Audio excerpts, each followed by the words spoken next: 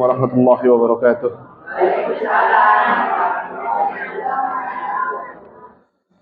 Innal hamdalillah nahmaduhu wa nasta'inuhu wa nastaghfiruhu wa nastahdihi wa na'udzu billahi min shururi anfusina wa sayyiati a'malina. May yahdihillahu fala mudilla lahu wa may yudlilhu falan tajida lahu waliyyan mursyida. Asyhadu an la ilaha illallah wa asyhadu anna Muhammadan abduhu wa rasuluhu la nabiyya wa la rasula ba'dah. Rabbi shrah li sadri wa yassir li amri wahlul 'uqdatam min lisani yafqahu qawli. Allahumma la sahla illa ma ja'altahu sahla wa anta taj'alul hazna idza syi'ta sahla. Allahumma yassir kulla 'asir waltuf bina fi taysiri kulli 'asir fa inna taysira kulli 'asirin 'alaika yasir fa anta maulana fa ni'mal maula wa ni'man nasir. Baik, ibu-ibu yang dirahmati oleh Allah Subhanahu wa taala, alhamdulillah Allah pertemukan kembali kita setelah sekian lama, Bu ya. Alhamdulillah. Setelah sekian lama kita tak berjumpa, Bu. Jadi mohon maaf ini baru bisa ketemu lagi. Alhamdulillah. Baik, sebelum saya mulai materinya, kira-kira sekarang bulan apa, Ibu? Kayak bulan Rajab atau bulan Februari?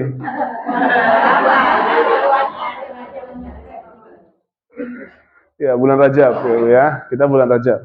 Kita biasakanlah menggunakan bulan-bulan dalam Islam lah. Karena sekali lagi bahwa kalau kita bulan Muharram, bulan Rajab, bulan Rajab sekarang ya. Masya Allah. Jadi kenapa kok kita itu harusnya Ibu ya, harusnya itu menggunakan bulan-bulan dalam Islam? Karena itu akan sangat berpengaruh sekali ke dalam kehidupan kita sehari-hari, terutama berkaitan dengan syariat-syariat yang berkenaan dengan tanggal. Ya. Misalkan contoh nih, misalkan saya kasih contoh salah satunya. Kalau dalam ini mohon maaf Ibu ya, mohon maaf ini agak sensitif. Jadi kalau misalkan ada seorang wanita, ya.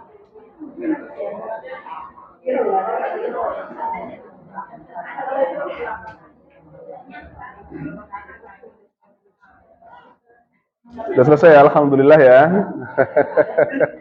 Baik, kita fokus dulu coba Bu ya. Bismillah. Jika ada pasangan suami istri yang ada pasangan suami istri, lalu qadarullah Allah Subhanahu wa taala panggil suaminya terlebih dahulu. Ya, panggil suaminya terlebih dahulu. Maka si perempuan ini terkena satu syariat yang disebut sebagai iddah. Ada masa iddahnya, yaitu masa di mana sang perempuan tadi ya tidak boleh keluar rumah terlebih dahulu gitu ya, karena menjaga dirinya ya agar tidak mendapatkan cemoohan dari orang, atau misalkan ada orang yang mencoba untuk menyakiti hatinya, di mana orang yang apalagi sang istri ya, sang istri ketika dia itu betul-betul sedih ditinggal oleh sang suami, maka otomatis dia akan merasa sangat sensitif. Sehingga apa? Sehingga ketika ada orang yang di sekeliling jalan tadi ada yang salah ngomong sedikit saja, maka sang perempuan tadi akan merasa sedih. Makanya kenapa dalam syariat Islam itu diminta untuk wanita tersebut yang ditinggal mati oleh suaminya itu untuk menepi terlebih dahulu di rumah selama 4 bulan 10 hari. Ya. Walladzina yutawaffawna minkum wa yadharuna azwajan yatarabbasna bi anfusihinna arba'ata ashhurin wa 'ashra. Bahwa seorang istri yang ditinggal mati oleh suaminya, maka dia ada masa iddahnya sebanyak atau selama 4 bulan 10 hari di situ. Nah, pertanyaannya adalah 4 bulan 10 hari itu dinilai dari penanggalan Hijriyah atau penanggalan Masehi, Ibu-ibu? Ayo, Hijriyah. Harus menggunakan penanggalan Hijriyah. Karena kalau misalkan dia menggunakan penanggalan Masehi, itu bisa jadi kurang, juga bisa jadi lebih. Karena dalam penanggalan Masehi itu kan 31 sama 30. Kecuali nanti di bulan Februari itu sampai tanggal 28. Tapi kalau dalam kalender Hijriyah itu antara 29 sampai 30. Konsisten dari mulai bulan Muharram sampai bulan Dzulhijjah. 29 30 29 30 29 30 di situ. Nah itulah makanya kenapa kita itu penting juga ya Bu ya untuk mengetahui penanggalan Islam agar kita tidak salah hitung di situ. Baik. Ibu-ibu yang dirahmati oleh Allah Subhanahu wa taala, kita akan membahas satu tema berkenaan dengan kita menyambut bulan Ramadan, tarhib Ramadan. Jadi tarhib Ramadan itu atau dalam artinya itu adalah mempersiapkan atau menyambung atau mempersiapkan kita untuk Ramadan. Ibadah di bulan Ramadan itu apa, Ibu? Ibadah yang ada di bulan Ramadan itu apa? Puasa, Ibu ya. Puasa itu menjaga apa? Menjaga lapar, menjaga haus, menjaga lisan pada saat kajian, ya menjaga lisan pada saat kajian juga, ya itu, ya banyak ya. Artinya Allah Subhanahu Wa Taala mempersiapkan atau mensyariatkan puasa ini agar kita bisa menjaga diri kita, Bu. Ya. Nah, maka sebelum Allah Subhanahu Wa Taala persilahkan kita untuk masuk di bulan Ramadan, maka Allah siapkan yang namanya beberapa hal yang hal tersebut dimulai pada saat bulan Rajab di sana. Ya. Jadi persiapan menurut para ulama menyebutkan untuk mempersiapkan bulan Ramadan itu bukan dinilai dari Sya'ban di sana. Tapi mempersiapkan bulan Ramadan itu harus dimulai dari bulan Rajab. Dan hari ini sekarang kita berada di bulan Rajab itu. Apa kata ulama tentang bulan Rajab? Bahwa bulan Rajab itu adalah syahruz zar'. Bulan Rajab itu adalah bulan untuk kita menanam. Ya, menanam. Wa syahru Sya'ban, dan bulan Sya'ban itu adalah syahrus saqi. Apa arti sakyun? Sakyun itu artinya menyirami. Wa syahru Ramadan, dan bulan Ramadan itu adalah syahrul hasad, bulan kita memanen. Jadi Rajab itu ketika kita menanam amalan kita di situ. Di bulan Sya'ban kita menyirami sehingga tanaman kita itu menjadi subur, ya, tanaman kita menjadi tanaman yang baik. Sehingga pada saat kita masuk di bulan Ramadan, kita sudah tinggal memanennya saja. Kalau kita salah dalam menanam, maka otomatis panen kita akan gagal. Maka otomatis ketika kita menanam untuk persiapan Ramadan, maka bibit yang harus kita gunakan itu haruslah bibit yang terbaik. Kalau misalkan kita menggunakan bibit yang terbaik, maka pada saat panen pun kita akan memanen hasil panen yang bagus di situ. Tapi kalau kita menanam bibit yang buruk, maka pada saat kita panen, kita akan memanen hal-hal yang buruk juga. Kalau kita sudah menanam menggunakan bibit terbaik, tapi nggak rajin kita siramin, nggak rajin kita kasih pupuk, kira-kira bakal gagal panen atau enggak? Enggak, gagal panen lah Bu ya. Gagal panen ya. Kalau kita sudah tanam bibitnya, tapi nggak rajin kita siramin, nggak rajin kita kasih pupuk, otomatis akan gagal panen.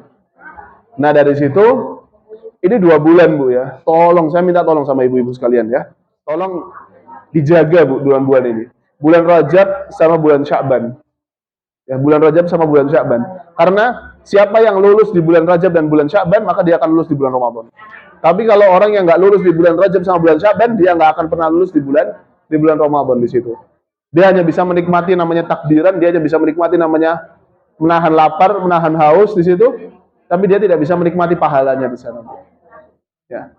Baik, ibu-ibu sekalian dirahmati oleh Allah Subhanahu wa taala. Ada beberapa amalan yang harus kita persiapkan sebelum kita masuk bulan Ramadan. Ya. Para ulama yang mensyariatkan itu adalah Allah. Para ulama menganjurkan kepada kita agar yang pertama kita harus perbanyak puasa, Ibu. Ya, agar kita perbanyak puasa. Ibarat kalau misalkan ada orang ya yang mau lomba lari, dia nggak pernah pemanasan terlebih dahulu, tiba-tiba langsung lomba, baru bangun disuruh lomba. Ibarat ibu mau datang ke sini gitu kan ya, mau datang kajian ke sini kan pasti butuh persiapan dulu gitu kan, mandi dulu, make upan dulu, gincuan dulu,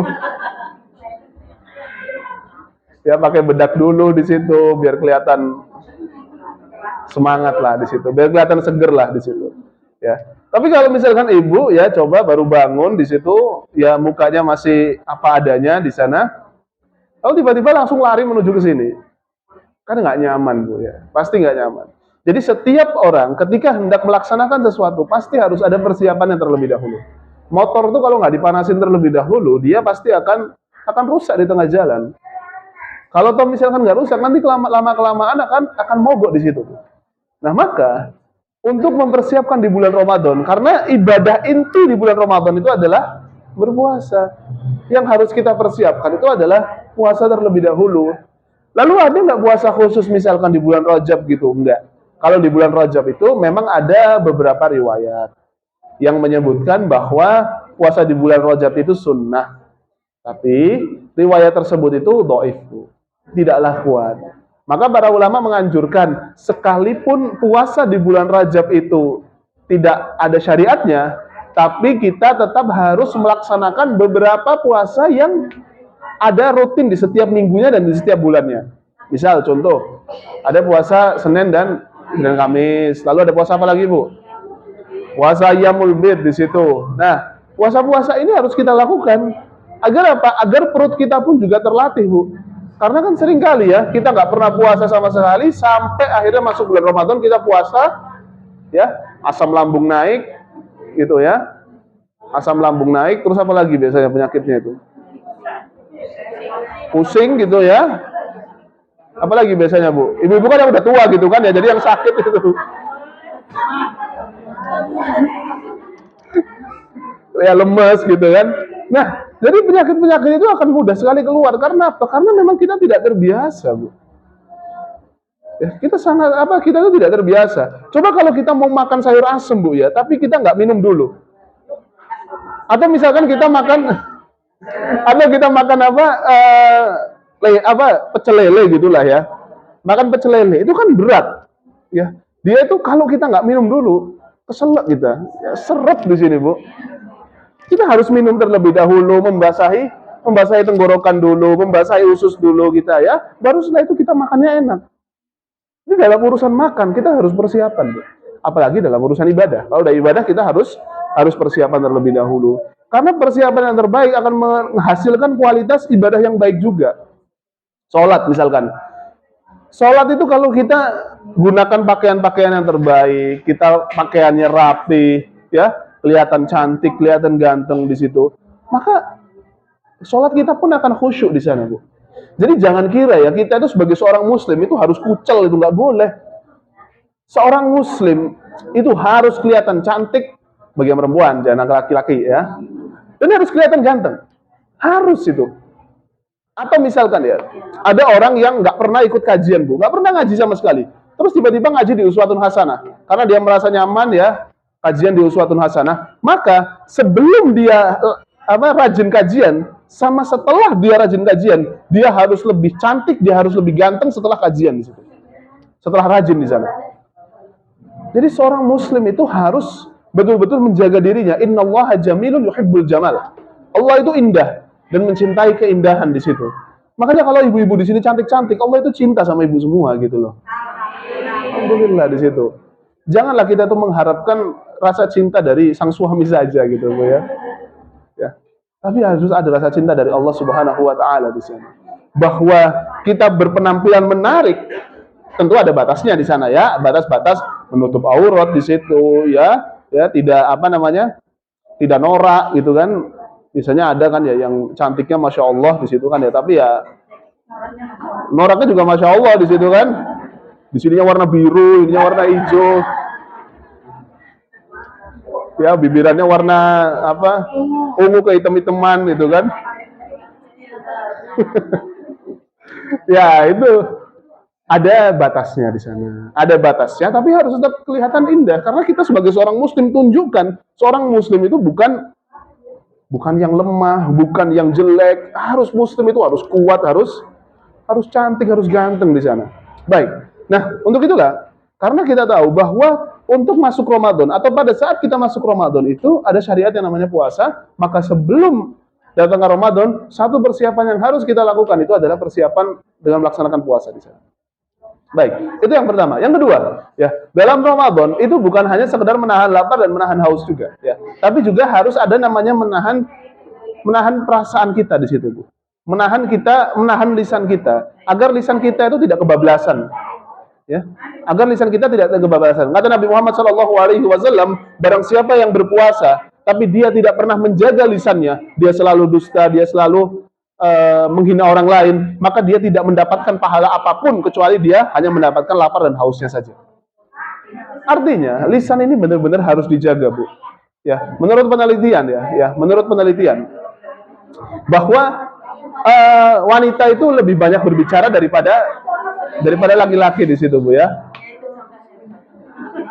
Ya, apalagi ya yang sering ngobrol itu yang ada di barisan belakang biasanya.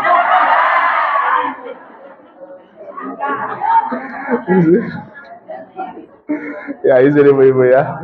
Baik, ya biasanya itu ibu-ibu ya. Memang perempuan itu memiliki kecenderungan untuk banyak berbicara daripada laki-laki di situ, Bu. Iya.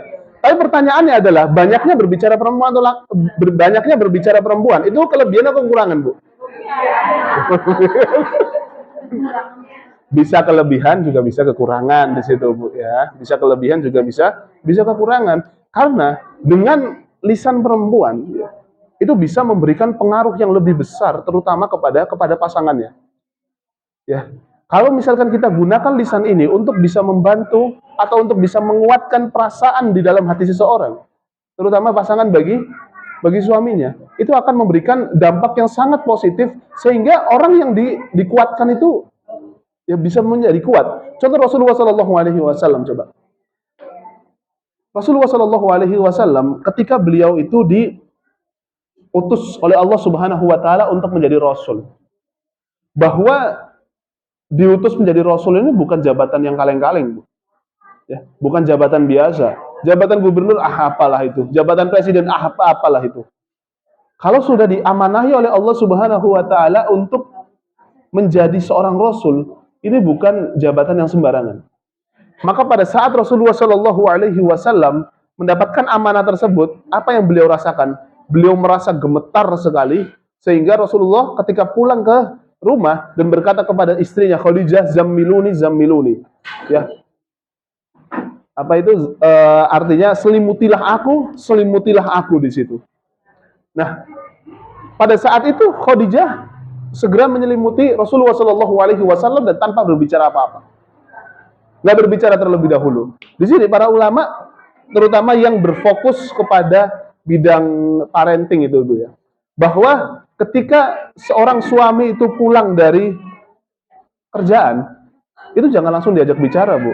Apalagi disodorin gitu kan ya, Mas ini Shopee-nya aku ini belum selesai dibayar di situ kan ya.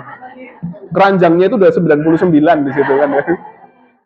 Jangan langsung disodorin dengan permasalahan di situ, karena seorang laki-laki itu dia memiliki dia itu memiliki cara berbicaranya sendiri di situ. Dia tidak mudah untuk diajak berbicara oleh seseorang, sehingga pada saat dia sedang lelah, maka belajar dari ibunda kita Khadijah, itu jangan langsung diajak berbicara. Tunggulah dia tenang terlebih dahulu. Baru setelah Rasulullah Shallallahu Alaihi Wasallam tenang, baru setelah itu Rasulullah mulai berbicara di sana. Ya, jadi artinya ketika laki-laki itu sudah tenang, dia mampu untuk menyelesaikan semua problemnya di sana. Tapi dia hanya membutuhkan yang namanya support system. Dia membutuhkan yang namanya mood booster. Apa itu mood booster? Yang supaya moodnya itu naik di sana. Dan mood booster atau yang bisa menaikkan mood seorang suami itu hanya satu, istrinya di situ, Bu. Maka jangan pernah hancurkan ya, Bu, ya, mood suami di sana. Saat itu Rasulullah sudah mulai berbicara. Aku pengalaman bertemu dengan Jibril. Aku dikasih amanah yang begitu besar untuk menjadi seorang nabi. Disebutkanlah itu di sana. Maka apa kata Khadijah? Engkau adalah orang yang tidak pernah berbohong kepada orang lain. Engkau adalah orang yang selalu menunaikan amanah. Engkau adalah orang yang sangat terbaik di Mekah ini. Maka dengan segala sifat-sifat sebaik kamu, maka wajar kalau engkau mendapatkan amanah itu. Apa pelajaran pentingnya di sana? Bahwa seorang laki-laki dia tidak pernah takut untuk kehilangan pekerjaan. Karena laki-laki dia merasa mampu untuk bisa bekerja, untuk bisa mendapatkan apa yang memang dia inginkan di sana. Tapi seorang laki-laki hanya takut kehilangan harga diri di sana, Bu. Maka pada saat Rasulullah Shallallahu Alaihi Wasallam sudah berbicara tentang itu, apa yang dilakukan oleh Khadijah? Yang dilakukan Khadijah adalah menguatkan perasaan Rasulullah Shallallahu Alaihi Wasallam bahwa sifatmu itu seperti ini, kamu berbuat seperti ini, orang-orang suka pada kamu. Disebutkan semua kebaikannya di sana. Maka dengan kebaikan-kebaikan tadi, pantas kalau engkau mendapatkan jabatan ini di situ. Ya. Ya maka sampaikanlah ya kepada siapapun di situ, termasuk kepada anak-anak kita di situ, Bu. Kalau misalkan anak kita sedang ya tadi ya datang ke rumah lagi murung ya karena pulang sekolah lagi capek-capeknya kerja di sini, capek-capeknya belajar di sana, itu jangan langsung ditanyakan. Biarkan dia tenang terlebih dahulu, sediakan dia teh, sediakan dia kopi, sediakan dia makanan cemilan-cemilan untuk anak-anak kita di situ. Baru setelah dia berbicara, nah, di situ baru seorang ibu harus benar-benar mendengarkan apa kata anaknya. Saat anak itu sudah selesai ngomong, barulah di situ, nak, kamu itu anak baik, kamu itu anak rajin, kamu itu anak yang rajin belajar di situ. Wajar kalau sekarang kamu itu capek. Karena apa? Karena kamu memang rajin di situ. Kalau sudah rajin dan capek, maka semuanya terbayar di sana, nggak ada yang sia-sia di situ. Nah, begitulah makanya kenapa ya posisi seorang wanita ini begitu penting lah, terutama di dalam rumah di sana. Makanya kenapa kalau ibaratkan pemimpin dalam rumah tangga itu adalah laki-laki di situ, Bu ya. Tapi pengurus besar di dalam rumah tangga itu adalah perempuan. Ya, pengurus besar dalam rumah tangga itu adalah perempuan. Karena kalau misalkan perempuan ini sudah kehilangan pengaruhnya dalam rumah, itu harus ada yang dibayar di situ, Bu. Karena kan kita tahu ya, Bu ya, banyak sekali sekarang perempuan-perempuan itu yang bekerja. Apa hukum perempuan bekerja, Bu? Boleh atau enggak? Boleh atau enggak? Ragu ini. Mau bilang boleh tapi takut haram, gitu kan? Mau bilang enggak boleh tapi kok saya bekerja, gitu kan? Nah, jadi sebetulnya itu boleh-boleh saja, Bu. Sebetulnya itu boleh-boleh saja. Tapi harus dilihat batas kira-kira kalau saya bekerja itu ada yang dikorbankan atau tidak. Karena setiap sikap yang kita ambil, ibu-ibu, ya, setiap sikap yang kita ambil itu ada sesuatu yang harus kita bayar di sana, Bu. Ya, coba banyak sekali kan ya. Ketika misalkan laki-lakinya dia sudah bekerja, dan istrinya pun juga minta izin kepada suaminya untuk bekerja. Ternyata suaminya mengizinkan istri tadi untuk bekerja, ya. Dia mungkin sama-sama bekerja, tapi sikap tadi, ya, permintaan istrinya dan izin dari suaminya, kalau tidak dipikirkan baik-baik di sana, Bu, itu harus ada hutang yang harus dibayar.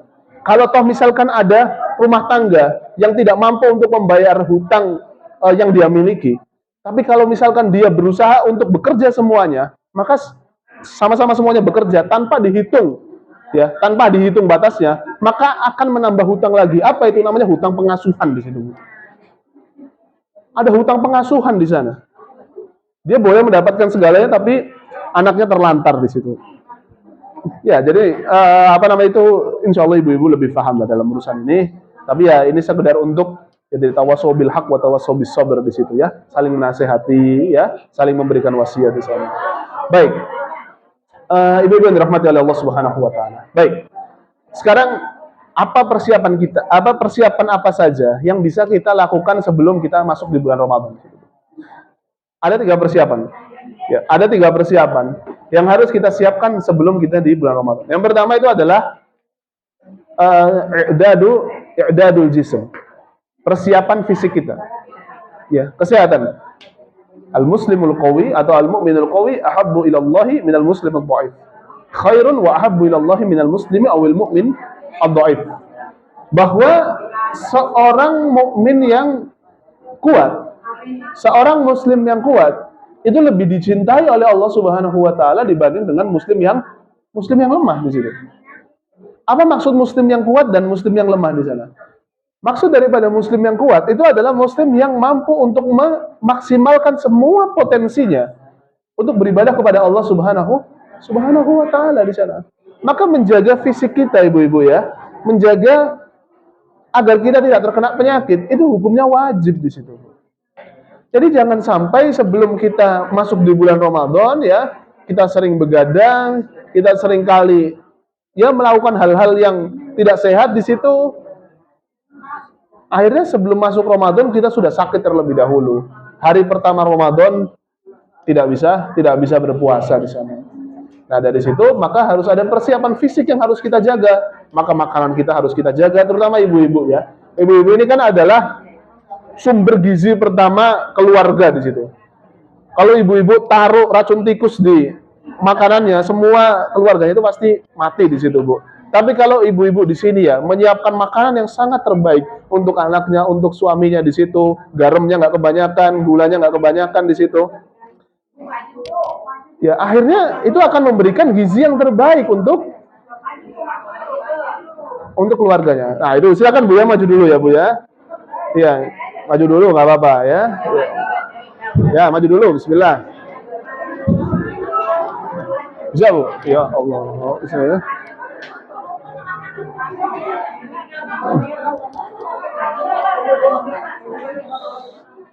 Sudah? Ada yang mau gantiin saya di sini? Ya, nggak apa-apa kalau mau ada yang menggantikan saya sih. Baik, baik. Kita belajar dulu Bu ya. Bismillah ya. Ayo, silakan yang masih yang masih bisa diisi ya. Oke. Saya nunggu duduk semua ini, silakan. Silakan. Oke. Baik. Ya. Baik, izin ibu-ibu ya supaya majelis kita satu tidak menjadi majelis yang banyak di sana. Kita lanjutkan kembali bahwa baik. Sekarang pertanyaan saya, persiapan apa Bu yang pertama?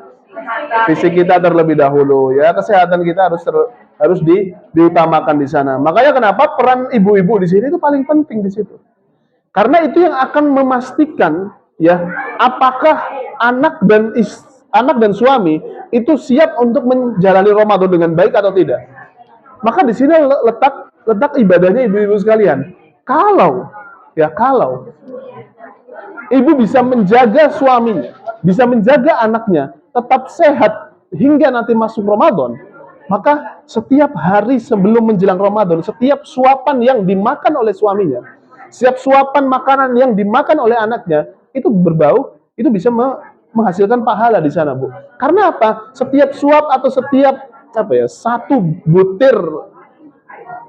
butir beras yang masuk ke dalam mulut suami dan mulut anak, yang itu bisa memberikan dampak positif dan kesehatan bagi suaminya atau bagi keluarganya, itu akan membawa kita kepada pahala kita di sana, Ibu ya. Baik. Sudah selesai? Izin ya ibu-ibu ya. Ya izin. Baik. Baik, nanti saya kasih kuis ya Bu ya. Mudah-mudahan bisa jawab lah ya, insya Allah kalau bisa. Baik. Jadi gini ya. Saya ulangi terlebih dahulu. Setiap ibadah kita ya, persiapan kita sebelum Ramadan itu adalah salah satunya itu adalah dengan persiapan fisik. Bagaimana persiapan fisik itu? Kita menjaga lisan kita. Menjaga lisan kita dari makan di situ Bu ya. Nah, menjaga makanan itu kan sebenarnya adalah tugas para istri. Saat para istri itu mampu untuk mengatur gizi yang hendak dikonsumsi oleh keluarga, oleh suami dan oleh anak-anak, maka sepanjang persiapan dia untuk menuju Ramadan itu maka akan bernilai pahala bagi sang istri di situ. Maka memanen pahala paling banyak itu sebetulnya adalah sebelum Ramadan, terutama bagi seorang istri. Ini memanen paling banyak di sana. Kalau misalkan ada orang yang sedang olahraga, mungkin olahraga itu pribadi masing-masing. Dia ingin olahraga atau tidak di sana. Tapi kalau khusus masakan, kan nggak mungkin juga suami yang masak, kecuali yang bantu dikit-dikit gitu kan ya. Ngasih garam, ngasih gula di situ, garamnya kebanyakan. Makanya ada rasanya yang lebih asin daripada biasanya. Itu biasanya ya Astagfirullahaladzim. Ya, jadi otomatis satu hal yang hanya bisa digapai atau yang hanya bisa dilakukan oleh seorang istri itu adalah bagaimana mempersiapkan dan mengatur pola makan yang sehat bagi suaminya dan bagi anaknya sebelum menjalani Ramadan. Maka pahala terbesar itu adalah ketika suami dan anak-anak sehat pada saat Ramadan. Itu karena apa? Karena makanan yang disiapkan oleh istrinya itu benar-benar bisa memberikan gizi yang terbaik bagi keluarganya di sana. Baik, itu adalah persiapan pertama. Apa persiapan kedua? Persiapan kedua itu adalah persiapan hati di situ, ya. I'dadul qalb. Baik. Coba. Hati ini kan termasuk dari salah satu nikmat Allah Subhanahu wa taala yang harus kita jaga di situ, Bu. Kita itu kan baperan ya, Bu ya. Iya, kita kan baperan kan ya. Ya semua karena perempuan ya. Perempuan kan lebih mudah baper ya. Ya, kita itu kan baperan gitu, Bu. Baru digibahin dikit aja kita langsung marah di sana ya. Baru diomongin dikit kita langsung marah di situ. Bahkan kejujuran itu bisa buat orang baper gitu kan. Ya, bahkan kejujuran bisa buat orang baper di sana. Nah, maka saat hati di bulan Ramadan itu menjadi satu pondasi yang sangat penting. Kalau kita tidak mampu untuk mengatur hati kita sebelum Ramadan, maka Ramadan pun juga tidak akan berarti hati kita di situ. Ya, salah satu untuk mengelola hati adalah dengan cara majelis taklim di sini. Masih ingat Bu, saya sebutkan ya, ada 3 destinasi, 3 tempat untuk kita mendapatkan hati kita. Apa aja yang pertama? Lupa. Yang kedua, lupa. Yang ketiga, lebih lupa lagi gitu. Baik, yang 3 apa Bu? Majelis taklim. Ya, tadi saya sebutkan soalnya. Oke, 2-nya apa lagi? Mendengarkan?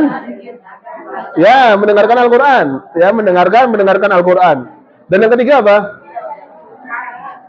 Dan yang ketiga adalah waktu kita sedang bersendirian di situ, Bu, ya. Waktu di sepertiga malam, semua orang sedang tidur, lalu kita beribadah pada Allah Subhanahu wa taala. Maka di waktu kita bersendirian di situ, ya, maka itu adalah tempat untuk kita mendapatkan hati kita. Narasi selanjutnya apa? Fa illam tajidhu fi hadhil mawatin.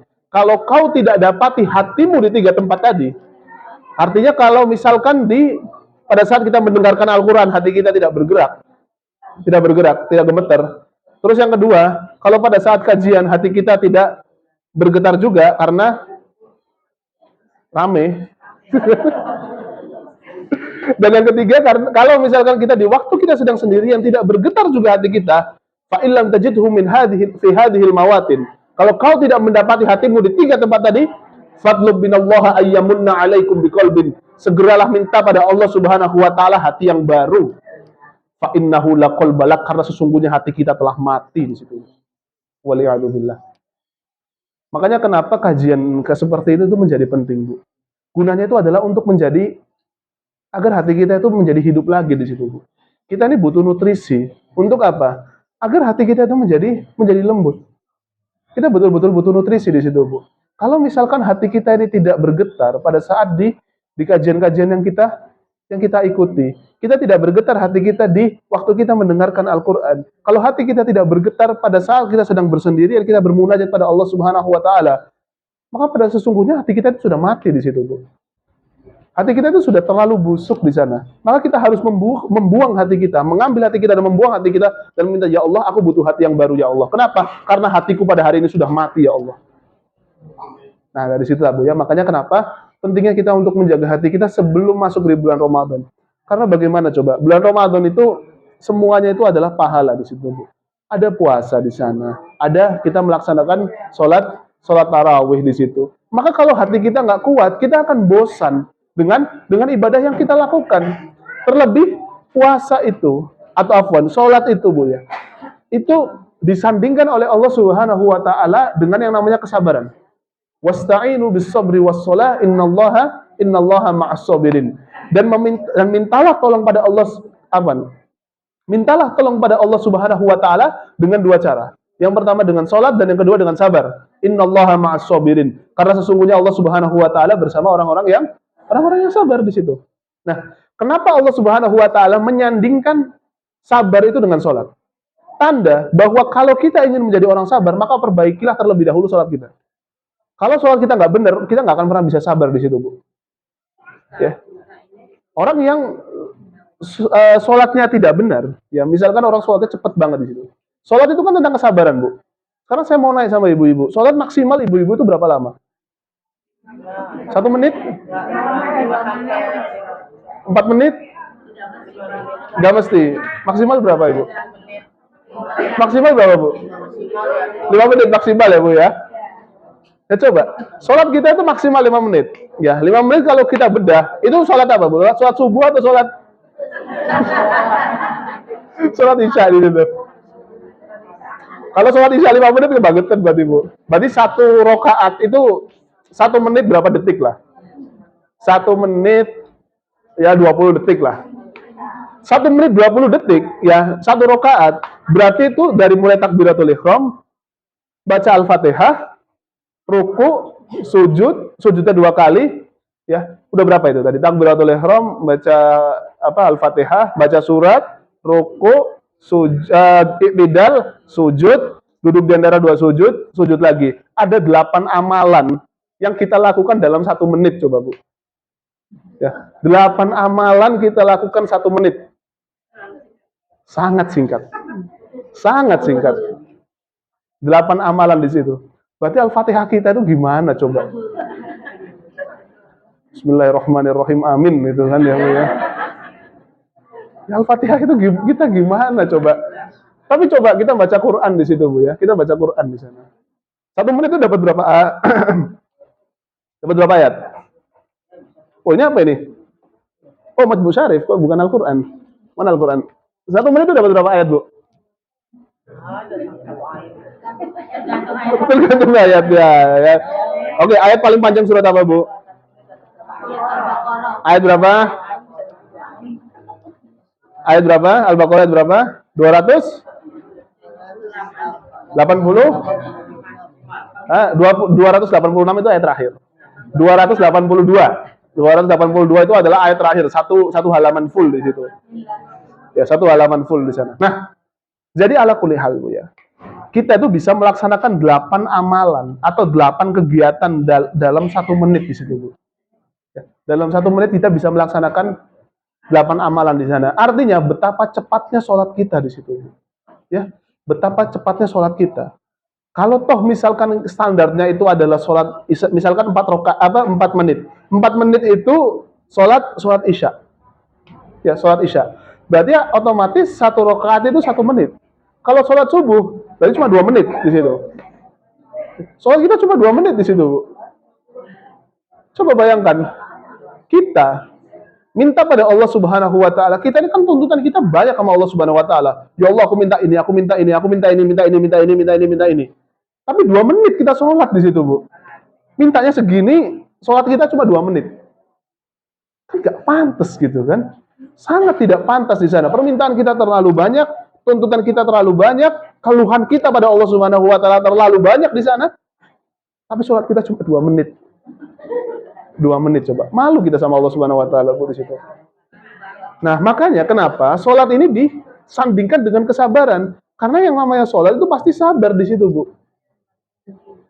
Coba, kalau misalkan kita sholat di masjid uswatun hasanah misalkan, ada imam yang bacaannya lama banget. Bismillahirrahmanirrahim. Itu kita itu sudah seuzon lama ini sholat itu. Udah selesai, apalagi sholat raweh gitu kan ya. Udah wassalam gitu kan. Iya, karena saya punya pengalaman di situ Bu ya. Ada pengalaman sholat kusuf. Apa sholat kusuf itu Bu?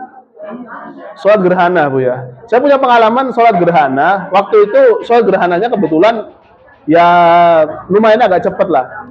2 rakaat itu 1,5 jam. 1,5 jam. Karena memang sholat kusuf itu atau sholat gerhana diajarkan oleh Rasulullah SAW agar kita memperlama sholat kita di situ. Agar memang diperlama. Nah waktu itu semua 2 rakaat itu 1,5 jam di situ. Menariknya adalah waktu di rakaat kedua itu sepertinya sebelah saya itu bapak-bapak udah nggak kuat. Ya udah. Gerak-gerik mau kabur itu ada. Gerak-gerik mau kabur itu ada. Biasanya kan kalau orang sholat kalau kelamaan gitu kan kaki diangkat 1 gitu kan.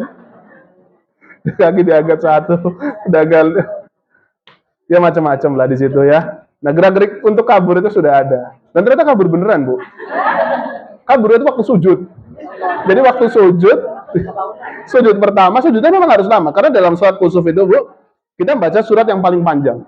Ya, Rasulullah SAW itu baca surat Al-Baqarah. Ya.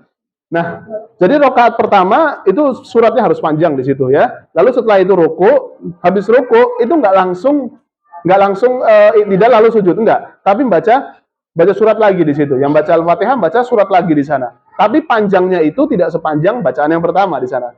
Lalu ruku lagi, habis ruku lalu i'tidal. Sami Allahu liman hamidah, Rabbana lakal hamdu, lalu setelah itu sujud. Sujudnya pun juga harus lama di sana. Sujudnya harus lama. Nah, pas sujudnya lama, nah ini sebelah saya itu kabur di situ Bu ya. Untung sebelah pintu di sana. Jadi kaburnya cepat di sana. Iya. Nah, artinya apa di sini? Pelajaran pentingnya adalah bahwa namanya sholat itu sabar di situ, Bu. Ya, sholat itu sabar di sana. Sabar agar ketika kita membaca Al-Fatihah itu betul-betul memiliki arti di situ. Maka saat kita mengucapkan Bismillahirrahmanirrahim dengan menyebut nama Allah Subhanahu wa taala yang Maha Pengasih lagi Maha Penyayang. Coba bagaimana kita rasakan Maha Pengasih, kasih Allah dan sayang Allah kepada kita itu bagaimana coba? Saat ini alhamdulillah Allah Subhanahu wa taala masih memberikan kita fisik yang baik. Alhamdulillah Allah Subhanahu wa taala masih memberikan tenaga kita yang terbaik. Alhamdulillah hari ini ibu-ibu sekarang terlihat cantik sekali di situ. Kalau bukan karena nikmat Allah Subhanahu wa taala, karena apa di sana? Ya. Di luar sana banyak orang yang sakit, di luar sana banyak orang yang sedih, di luar sana banyak orang yang bingung, di luar sana banyak orang yang kesulitan di sana. Tapi alhamdulillah di tengah kesulitan yang kita hadapi, Allah Subhanahu wa taala masih memberikan kita kebahagiaan di situ. Apa yang lebih indah daripada sebuah kebahagiaan di muka bumi ini di situ? Apa yang lebih indah daripada itu? Tidak ada. Kita hanya butuh Allah Subhanahu wa taala dalam kehidupan kita. Kita hanya butuh Allah Subhanahu wa taala dalam kehidupan kita. Kita hanya butuh bimbingan Rasulullah sallallahu alaihi wasallam dalam kehidupan kita. Saat nanti kita bertemu dengan Allah Subhanahu wa taala dan Allah mempertanyakan kepada kita, apa yang sudah kamu lakukan di muka bumi ini? Mau jawab apa lagi? Apa yang bisa kita jawab di sana? Kalau Rasulullah sallallahu alaihi wasallam mengetuk pintu rumah ibu, lalu setelah itu ibu keluar dan ternyata di hadapan ibu ada Rasulullah sallallahu alaihi wasallam, apa yang mau ibu sampaikan kepada Rasulullah sallallahu alaihi wasallam di situ? Ibu kalau misalnya Rasulullah datang ke rumah ibu, Bu, apa yang mau ibu sampaikan?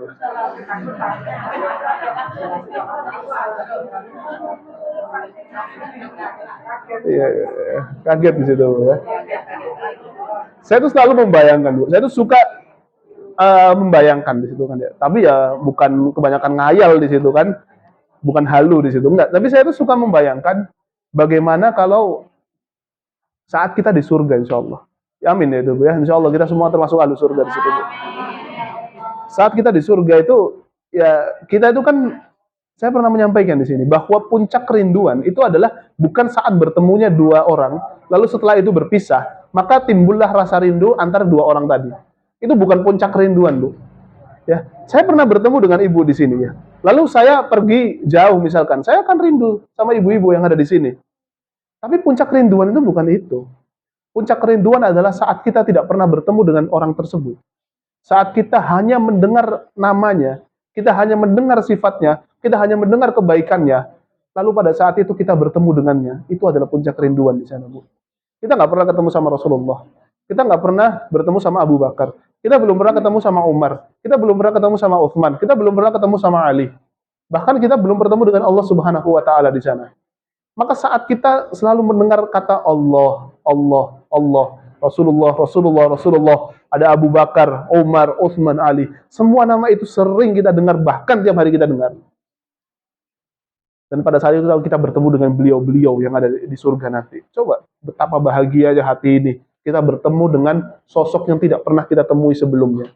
Bayangkan, kalau misalkan kita dapati ibu-ibu ya, ada seorang anak yang ditinggal mati oleh ibunya pada saat melahirkan. Anak tersebut tidak pernah bertemu dengan ibunya. Dia hanya mengetahui ibunya dari foto saja. Dia hanya mengetahui ibunya itu bernama A. Dia hanya mengetahui bahwa ibunya itu sifatnya seperti itu. Betapa rindunya anak tersebut untuk bertemu sang ibu di situ. Dia memang nggak pernah ketemu di sana. Tapi kerinduan itu ada dalam hatinya. Maka kalau ada orang yang bertanya bagaimana cara kita itu rindu pada Rasulullah Shallallahu Alaihi Wasallam, sedangkan kita nggak pernah bertemu, justru itu adalah puncak daripada kerinduan di sana, Bu, ya. Jadi jangan pernah bersedih di sana. Baik. Tadi yang kedua apa? Persiapan apa? Persiapan hati. Yang ketiga persiapan apa? Yang ketiga itu adalah persiapan ilmu di sana. Persiapan ilmu. Jadi yang fisik terlebih dahulu kita siapkan, lalu yang kedua hati, dan yang ketiga adalah ilmu. Berkaitan dengan ilmu bagaimana? Kita harus tahu kewajiban-kewajiban apa saja yang harus dilakukan di bulan Ramadan, sunnah-sunnah apa saja yang kita lakukan di bulan Ramadan di sana. Ya, kita harus pelajari semuanya di situ, Bu. Ya, maka kalau kita sudah mempelajari semuanya, maka ibadah Ramadan kita itu bisa serasa sangat lengkap di sana.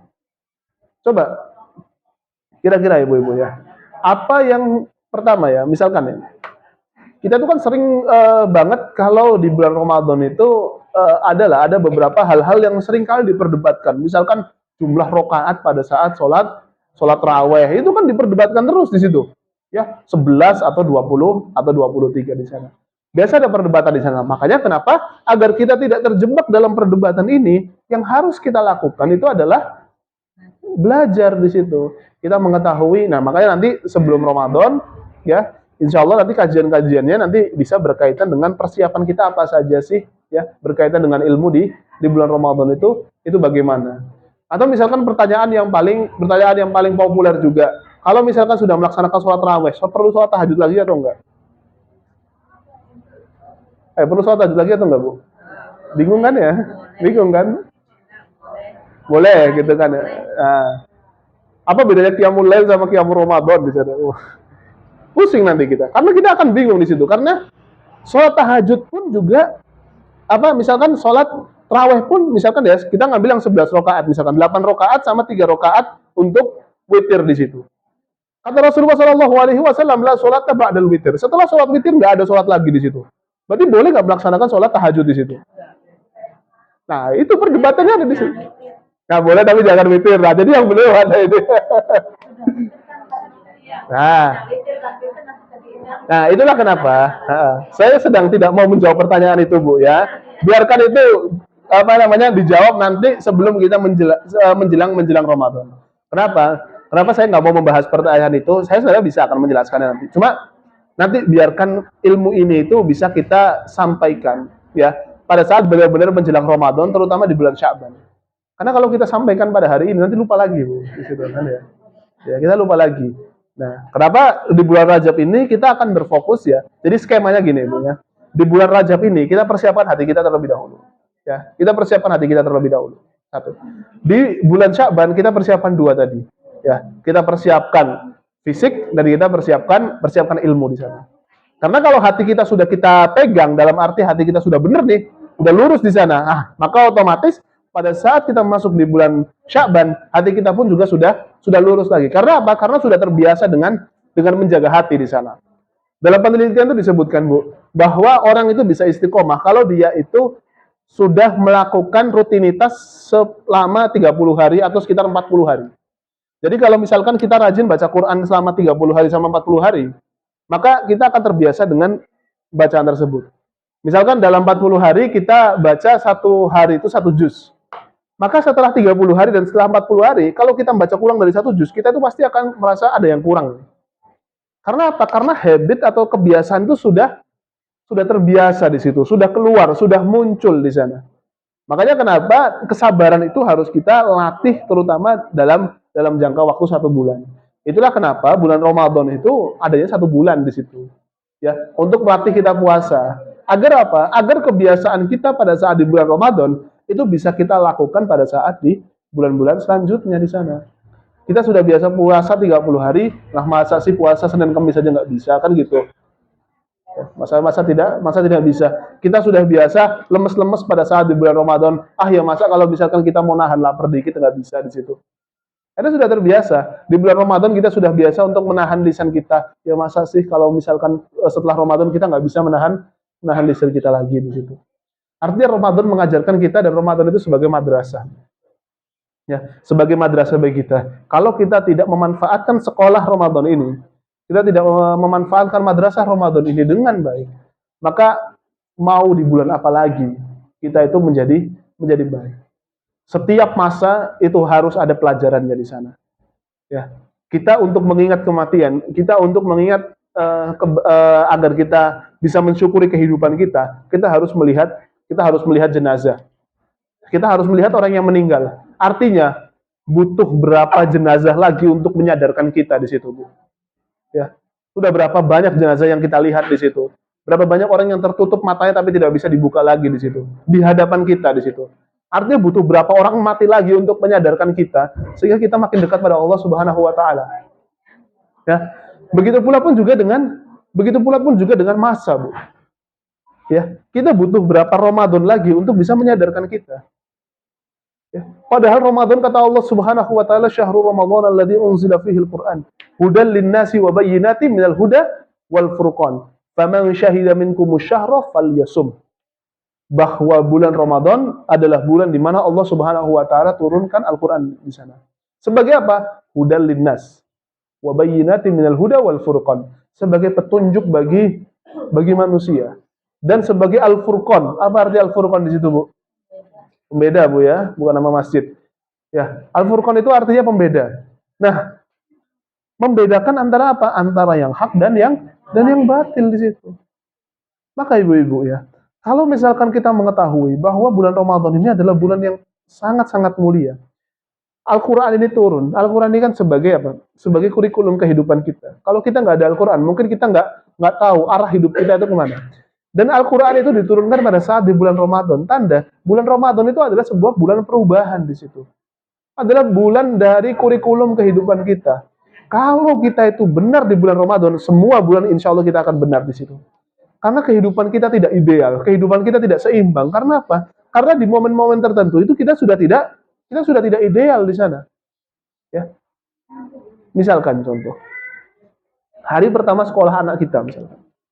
Ya. Hari pertama kesan anak kita itu ketika masuk di sekolah itu sudah nggak enak di situ. Maka di hari-hari selanjutnya dia akan merasa tidak nyaman dengan sekolahnya. Karena apa? Ketika baru masuk sekolah udah diajakin sama temennya, udah dibully sama temennya, gurunya pun juga cara mengajarnya kurang begitu baik di situ.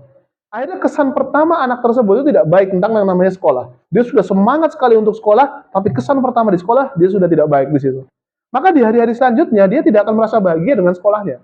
Kecuali dia butuh yang namanya nasihat dari orang tuanya, nasihat dari keluarganya bahwa nak, kamu harus tetap sekolah di situ. Sabarlah. Ya karena memang sekolah itu ya tadi akan ada orang yang baik, ada anak yang buruk, ada anak yang nakal dan seterusnya. Nah, begitu pula juga dengan kita, Bu. Artinya momen tertentu atau momen yang paling krusial itu harus betul-betul kita jaga. Momen Ramadan itu betul-betul harus kita jaga. Kalau toh momen Ramadan itu tidak kita jaga dengan baik, habis kita, Bu, di situ. Nggak ada harapan lagi kita untuk bisa berbuat baik di sana. Coba kita itu kan seakan Ramadan itu dipaksa oleh Allah Subhanahu wa taala untuk berbuat baik. Kita menjadi orang yang lapar, ya, kelaparan di sana. Dengan kelaparan hati kita menjadi lembut. Hati kita menjadi lembut. Makanya saya heran juga kalau misalkan ada orang yang puasa tapi masih suka marah di situ.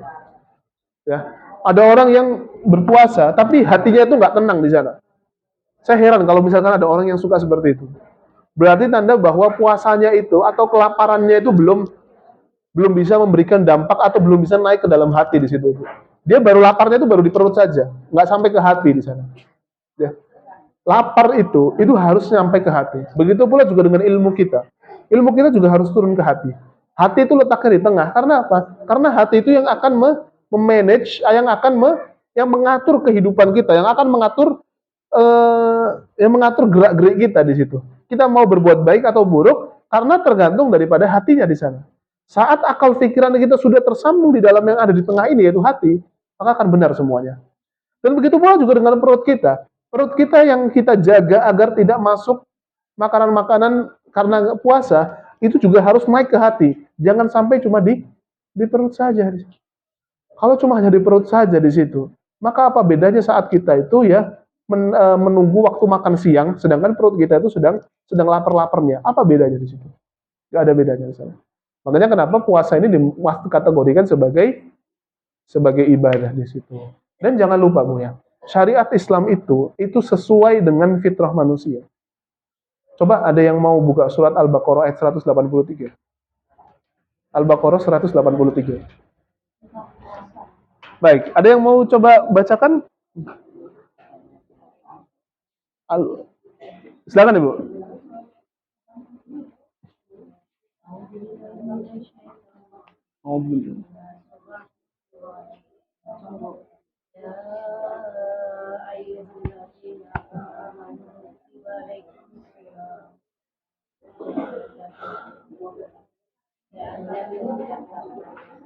Baik. Ada yang mau coba baca terjemahan ya?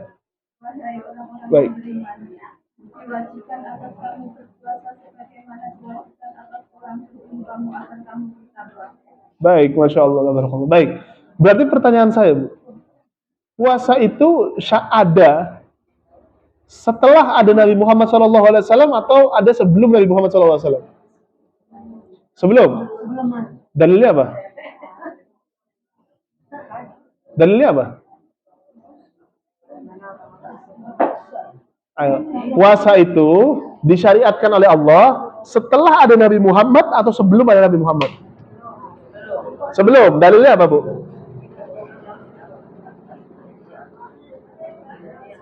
Sebagaimana orang-orang sebelum kamu. Iya, itu tadi dibaca gitu ya.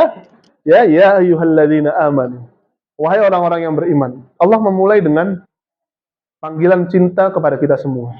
Wahai orang-orang yang beriman di situ. Kutiba alaikumusiyam. Telah diwajibkan kepada kalian untuk berpuasa. Kama kutiba alal ladzina min qablikum, sebagaimana orang-orang atau umat terdahulu telah diwajibkan juga untuk berpuasa. La'allakum tattaqun. Semoga kalian menjadi orang-orang yang bertakwa di situ. Baik. Artinya, puasa ini adalah syariat yang sudah terlebih dahulu di situ. Ya, syariat yang sudah terlebih dahulu. Maka, kalau itu sudah menjadi syariat yang terlebih dahulu, tanda bahwa manusia itu sebetulnya sudah terbiasa yang namanya puasa. Dia bukan hal baru bagi umat manusia. Jadi kalau misalkan ada orang yang baru kenal puasa di situ, Bu, ya, atau misalkan dia baru rajin puasa, maka sebenarnya dia itu sudah ketinggalan zaman sebetulnya. Udah dari dulu puasa itu udah ada dan manusia itu rajin melaksanakan puasa. Kalau sekarang masih ada orang yang enggan-engganan untuk berpuasa, atau bahkan baru dengar yang namanya puasa di bulan Ramadan di situ, nanti dia udah ketinggalan zaman sebetulnya. Nah, maka kita ini sebagai orang muslim ya, makanya Masya Allah ya, kita ini alhamdulillah ya, bukan orang-orang yang ketinggalan zaman di situ ya. Ya meskipun kita termasuk orang jadul di situ, tapi ya pikiran kita nggak jadul lah di situ ya. Nah, baik, itu yang pertama. Terus yang kedua, saya punya pertanyaan kedua, Bu. Di situ ada kata Allah atau enggak? Di ayat tadi ada kata Allah atau enggak? Tulisan Allah gitu ada enggak? Enggak ada. Beneran enggak ada, Bu? Iya, beneran enggak ada ya? Enggak ada di sana. Jadi tidak ada kata Allah di sana. Pertanyaannya adalah, kenapa nggak ada kata Allah di situ? Kenapa tidak ada kata Allah di ayat itu? Bingung kan ya? Nah, yang memerintahkan kita untuk puasa siapa? Allah. Baik. Kenapa kok Allah nggak menggunakan narasi seperti ini? Wahai orang-orang yang beriman, Allah telah mewajibkan kepada kalian semua untuk berpuasa. Tapi Allah menyebutkannya, wahai orang-orang yang beriman, diwajibkan atas kalian berpuasa. Nah, jadi subjeknya atau pelaku yang memerintahkan itu nggak disebutkan di sini. Ya, Allah nggak menyebutkan dirinya Allah memerintahkan kepada kalian untuk berpuasa, enggak. Tapi Allah menyebutkan diwajibkan kepada kalian untuk berpuasa. Artinya apa? Artinya gini, Allah Subhanahu Wa Taala sebetulnya kalau nggak nyuruh kita untuk puasa, manusia itu pasti akan berpuasa di situ. Coba sekarang kita lihat ya, orang-orang yang diet di situ ya. Orang yang suka ya tadi ya menjaga postur tubuh dia untuk dia itu supaya tetap terlihat bagus badannya. Dia akan melakukan yang namanya diet di situ. Makannya dijaga di sana ya, makan sayur-sayuran di situ, memperbanyak makan protein di sana. Saya nggak tahu lah ya, nikmatnya itu di mana di situ kan, yang makan dada ayam cuma dikasih garam dikit itu ya Allah. Padahal makan gorengan itu kan ya Allah itu. Makanya saya tuh agak sedikit berat gitu, Bu ya. Ya buka apa? Terutama pada saat berbuka, Bu ya. Menu berbuka itu kan paling enak itu kan risol sama bakwan udah. Itu udah paling enak gitu. Tapi ada orang-orang yang ya Allah, Masya Allah gitu kan ya, semangatnya untuk sehat itu sampai makan dada ayam doang di situ kan. Ya digorengnya pakai minyak zaitun di situ. Maka ada yang lebih parah lagi, saya pernah, Bu, nemu ada satu orang, Bu ya, saking sukanya diet tuh, Bu. Sampai buat jus ayam, Bu. Beneran Bu, ini beneran saya ngomong fakta itu. Betul kan? Jadi dada ayam di situ Bu ya. Dada ayam dipotong-potong sampai halus di situ, masukin blender, kasih air dikit di situ Bu. Ya. Apa ya? Enggak, ayamnya udah direbus. Jadi ayam udah direbus ya. Kalau dada ayam kan kalau udah direbus itu kan bisa disuir-suir gitu Bu ya. Nah, itu dijadikan dicacah lah biar kelihatan halus di situ, dimasukkan di mana? Blender, kasih air dikit, kasih garam. Astagfirullahaladzim. Ah, nah itu, saya nggak tahu. Tapi ini beneran Bu, ada yang buat itu jus ayam di situ. Katanya itu mengandung protein tinggi gitu. Ya oke mengandung protein tinggi, tapi tetap nggak bisa ngalahkan risol sama bakwan, tetap nggak bisa. Itu udah paling nikmat udah ya. Saya juga nggak tahu risol sama bakwan dikasih sambal kacang gitu kan. Ya, iya minumnya itu es apa? Es teh manis. Apa itu? Cincau. Nah, ya, ya udah itu udah paling nikmat udah. Berbuka puasa itu insya Allah paling bahagia udah. Nah itu. Nah, kita sampai kemana tadi? Sampai mana dulu? Ini gara-gara jus ayam ini Bu, mohon maaf.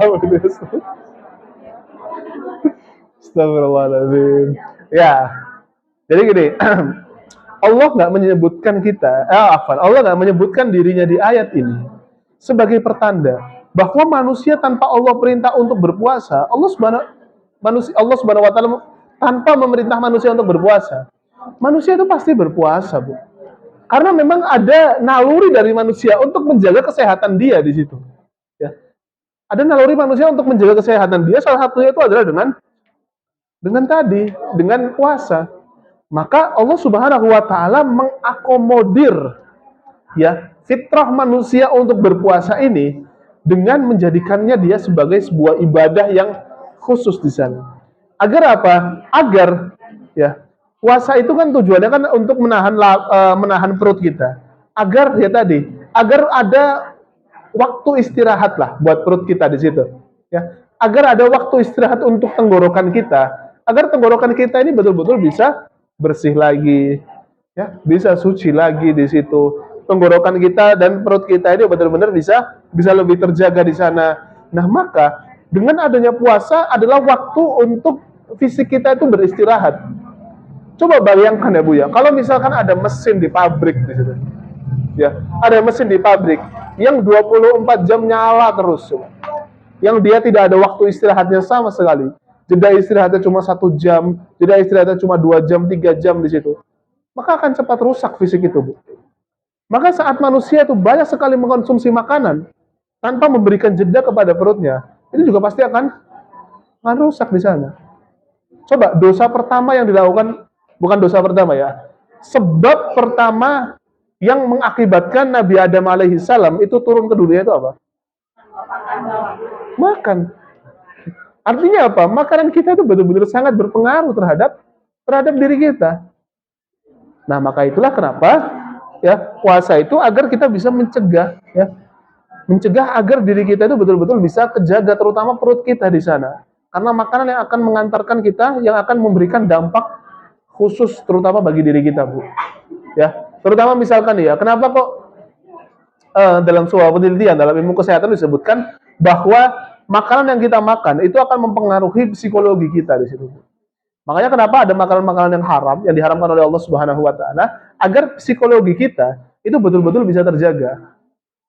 Karena terutama pada saat kita suka makan misalkan ya, ada orang yang mungkin ya tadi ya, orang yang bukan muslim dia makan babi di sana. Dalam penelitian itu disebut ya bahwa sifat-sifat yang ada dalam babi itu akan terkena kepada orang yang rajin makan babi di sana.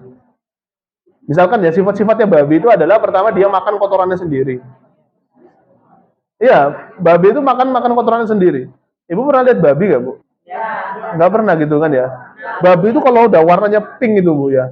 Itu baunya itu ya Allah. Iya, baunya itu 7 rupa itu, Bu. Nggak hilang-hilang di situ, Bu. Luar biasa lah. Nah, satu ya sifatnya itu adalah tadi, sifatnya itu suka makan kotorannya sendiri, satu. Ya. Terus yang kedua, dia itu ini dalam penelitian ya Bu ya, dalam penelitian itu menyebutkan bahwa kalau ada apa namanya? Kalau ada betinanya nih, ya. Saya nggak tahu ya. Ayam itu katanya kalau betina itu apa nih? Yang jantan saja tuh yang betina tuh yang hanya mau kawin sama pasangannya itu aja. Nah, kalau babi itu Bu ya. Itu kalau yang betina ya, yang betina sudah kawin sama yang jantan di situ ya. Maka yang jantan ini nanti, yang jantan ini akan nyuruh teman-teman yang lain untuk ngawinin yang betina tadi di situ. Jadi secara moral itu ya moral kehewanan itu udah nggak bermoral sebetulnya. Nggak berperi kehewanan. Nah, di situ ya. Nggak ya, itu saya dapat informasi baru, masya Allah ya. Nggak berperi kehewanan di situ ya. Nah, akhirnya tadi gitu ya. Maka hewan yang memiliki sifat tertentu itu akan sangat berpengaruh kepada orang yang memakan di sana. Nah, ini adalah salah satu hikmah kenapa Allah Subhanahu wa taala mengharamkan babi di situ. Bukan alasan babi diharamkan ya. Ya. Beda ya antara alasan diharamkannya sesuatu dengan hikmah dilarangnya sesuatu. Beda. Kalau alasan diharamkannya sesuatu itu harus ada alasannya terlebih dahulu dan kita tahu bahwa larangannya itu. Misalkan contoh ya, ada larangan dari Allah Subhanahu dari Rasulullah Shallallahu alaihi wasallam ya, la yadkhulul jannah man jarra thawbahu khuyala ya, bahwa tidak masuk surga orang yang memanjangkan pakaiannya sampai di bawah mata kaki dengan sombong di situ. Ya, misalkan nih, mohon maaf Bu. Misalkan ya, ada laki-laki di sini. Nah, ini kan di bawah mata kaki nih Bu. Nah, kata Rasulullah SAW, la yadkhulul jannah man jarra thawbahu khuyala. Yang memanjangkan pakaiannya di bawah mata kaki itu nggak akan masuk surga. Tapi sebabnya apa? Sebabnya itu adalah khuyala, sombongnya di situ. Berarti kalau misalkan dia nggak sombong, boleh atau nggak? Boleh saja di situ. Nah, itu adalah sebab kenapa larangan untuk memanjangkan pakaian sampai di bawah mata kaki. Jadi kalau sombong haram hukumnya. Tapi kalau nggak sombong nggak apa-apa di sana. Tapi ada hikmah di balik larangan dari sesuatu. Misalkan contoh ya babi. Babi itu kita nggak tahu alasan kenapa Allah mengharamkan babi. Apa karena ada cacing pitanya? Apa karena psikologi babinya? Atau karena apa? Wallahu a'lam. Karena ada madaratnya itu wallahu a'lam. Allah nggak pernah nyebutkan di situ. Yang jelas Allah memerintahkan babi haram, selesai. Memerintahkan bangkai haram, selesai di situ. Memerintahkan darah haram, selesai di situ. Ya. Maka saat kita tahu semuanya itu sudah haram tanpa ada alasan, ya sudah kita sami'na wa ta'na. Tapi Allah melarang sesuatu itu ada hikmahnya. Contoh tadi, babi kita nggak tahu alasan haramnya apa, tapi ada hikmah di balik kenapa Allah larang babi di situ. Oh, ternyata babi itu mengandung cacing pita di sana. Oh, ternyata babi itu secara moral tidak berperi kehewanan di situ, kan ya? Yang tadi ibunya sebutkan tadi ya, tidak berperi kehewanan. Atau misalkan tadi, ya, larangan minum khamar, minum minuman keras. Kenapa Allah Subhanahu wa taala melarang minum minuman keras di situ? Ternyata minuman keras ada hikmahnya. Apa itu? Dapat menutup akal di sana, ya. Dapat menutup akal. Kalau misalkan orang sudah tertutup akalnya karena khamar, dia bisa melakukan banyak hal. Misal tadi ya, bisa menceraikan istrinya dalam keadaan nggak sadar di situ. Kan bisa terjadi di situ ya. Dalam keadaan tidak sadar pikirannya, ada istrinya lagi datang, aku ceraikan kamu di situ. Itu bisa terjadi pada saat itu. Satu, ya, bisa membunuh orang tanpa alasan di sana, bisa menyakiti orang tanpa alasan di situ. Jadi dengan adanya khamar itu seseorang bukan merasa tenang, tapi justru akan mengakibatkan penyakit baru di situ. Waktu sedang berkendara, ya lagi naik mobil atau lagi naik motor, pulang dari tempat-tempat yang haram, minum khamar, akibatnya apa? Akibatnya dia kecelakaan di situ. Jadi banyak sekali madarat, itulah kenapa Allah Subhanahu wa taala larang berbagai macam hal. Gunanya apa? Untuk mengatur diri kita di situ. Ya Bu ya. Baik. Baik, sebenarnya enak juga ya saya ngajar pakai berdiri di situ, ya. Ya, karena saya itu lebih suka bisa berjalan kemana-mana di situ, ya. Karena lebih lebih rileks saja. Lagi lah insya Allah lah ya, kalau misalkan insya Allah masjid Uswatun Hasanah ini sudah selesai terbangun di situ, nanti ada papan tulisnya, nanti kita bisa lebih nikmat lagi lah belajar di situ, insya Allah. Baik, nah dari ayat tadi ya, surat Al-Baqarah 183, Allah nggak menyebutkan dirinya, tapi menyebutkan bahwa manusia diperintahkan untuk berpuasa. Artinya apa? Artinya manusia sebetulnya tanpa diperintahkan untuk puasa, dia pasti akan berpuasa di situ. Nah, tapi kita ini kok ya mau diet, tapi puasa itu berat banget coba. Itu kan berarti permasalahannya itu ada di dalam hati kita sebetulnya, bukan di fisik kita. Kita ini kuat untuk berpuasa, tapi hati kita ini kuat gak untuk berpuasa, gitu. Kadang hati kita tuh nggak kuat untuk berpuasa di sana. Makanya kenapa fisiknya pun akhirnya kena di sana. Nah, apa tujuan berpuasa? La'allakum tattaqun. Semoga Allah Subhanahu wa taala memberikan ketakwaan kepada kita. Apa arti takwa, Ibu-ibu? Sering dengar ya takwa ya? Apa arti takwa? Nah, ya, menjalankan perintah Allah dan menjauhi larangan Allah Subhanahu wa taala di situ, ya. Karena dengan adanya berpuasa, kita kan akan tercegah untuk melakukan banyak hal, ya. Kita biasanya makan banyak, kita jadi ya nahan-nahan di situ kan ya. Atau misalkan ketika kita sedang berpuasa, ya, kita biasa ngomong kotor, kita jadi lebih banyak berdiam di situ. Karena apa? Karena biasa kita bertahan di situ. Lisan kita lebih terjaga, ya, gerak-gerik kita lebih terjaga. Yang biasa kita barbar gitu kan ya, suaranya kenceng banget, lalu kita turunkan suara kita karena lemes, ya, bukan karena apa. Ya, karena lemes di situ. Nah, tapi ala kulli hal dengan adanya puasa itu justru memberikan dampak positif bagi kita di situ. Kesehatan itu ada, kesehatan fisik, kesehatan mental kita pun juga ada di sana. Coba kalau misalkan kita itu, Bu, ya, kalau kita menganggap serius semua permasalahan dalam hidup kita, itu kan nggak enak, Bu. Ya. Kadang kita tuh harus apa ya? Ya udah gitulah ya, dibiarkan aja di sana. Misalkan ya anak apa namanya ada suaminya macem-macem gitulah ya, ngomongnya banyak banget di situ. Kalau misalkan kita ikut ngangkat juga di sana, kalau kita ikut naik juga, itu kan bisa kebakar di situ, Bu. Yang satunya api, kebakar itu rumah. Maka kata Muawiyah bin Abi Sufyan itu bahwa dalam dalam rumah tangga itu, Bu, itu sama seperti dua orang yang memegang satu rambut. Ya, dua orang yang memegang satu rambut. Jadi berarti gini. Kalau kita megang, misalkan gini, Bu, ya. Saya ada rambut nih. Saya pegang rambut sebelah sini. Nah, Ibu megang rambut yang sebelah sini. Kalau misalkan dua-duanya narik, apa yang terjadi? Putus di situ. Ya, putus di sana. Nah, kata Afwan, dalam konteks Muawiyah itu adalah konteks bukan rumah tangga, dalam konteks pemerintahan. Jadi waktu ditanya Muawiyah, kira-kira bagaimana cara kamu untuk mengatur pemerintahanmu? Itu tadi. Ibarat ada rambut di sana, kalau saya tarik, ibunya narik, itu akan putus di sana.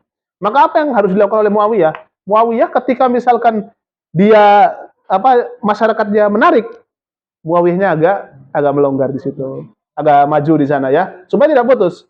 Tapi pada saat masyarakatnya itu lemah, masyarakatnya itu lagi lengah, ditarik lagi di situ. Begitu pula juga dengan dalam hubungan kita sehari-hari di situ, Bu, ya, kepada suami kita, ya, kepada anak-anak kita. Saat misalkan ada suami ya yang sedang marah di situ kan ya, kita tadi ngulurkan terlebih dahulu, kita ngalah terlebih dahulu. Tapi sedang melemah, kita tarik sekeras-kerasnya di sana. Sama anak kita juga sama seperti itu ya. Kalau misalkan anaknya itu lagi marah-marah, lagi butuh sesuatu gitu, kita tenangkan terlebih dahulu. Jangan lagi dia marah, lalu kita bentak lagi di situ. Dia pasti akan lari di sana. Kita tenangkan terlebih dahulu, kita ulur terlebih dahulu. Tapi saat anak itu lagi lengah, kita tarik di sana. Nah, di sana. Itu yang pertama. Ya, jadi makanya jangan sama-sama serius di situ, Bu, ya.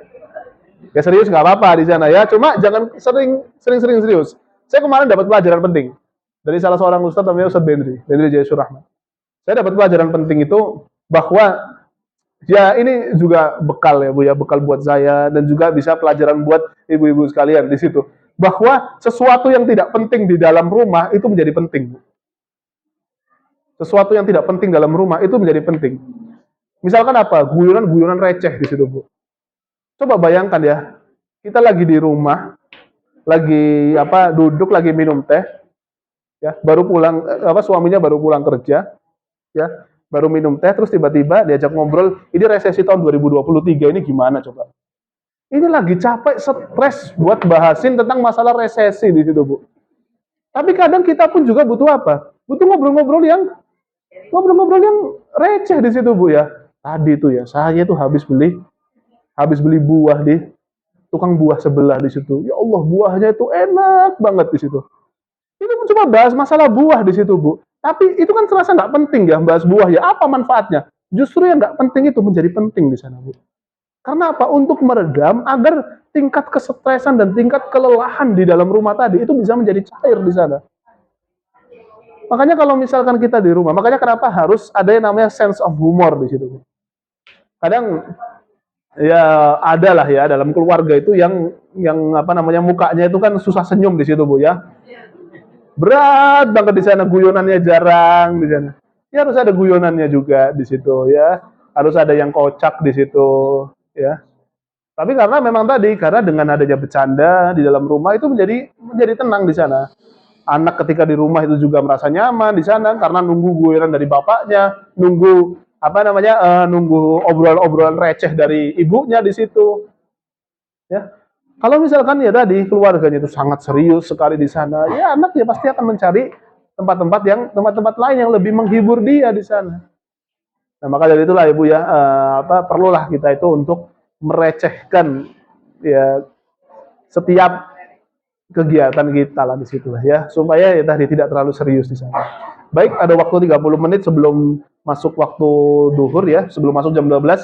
Jika ada yang mau ditanyakan Bu, silahkan Bu ya, nanti kita diskusi di sini. Silakan Ibu-ibu yang mau bertanya. Izin saya minum Bu ya. Ya Allah. Silakan, ada yang mau ditanyakan? Mau nanya yang receh juga nggak apa-apa Bu.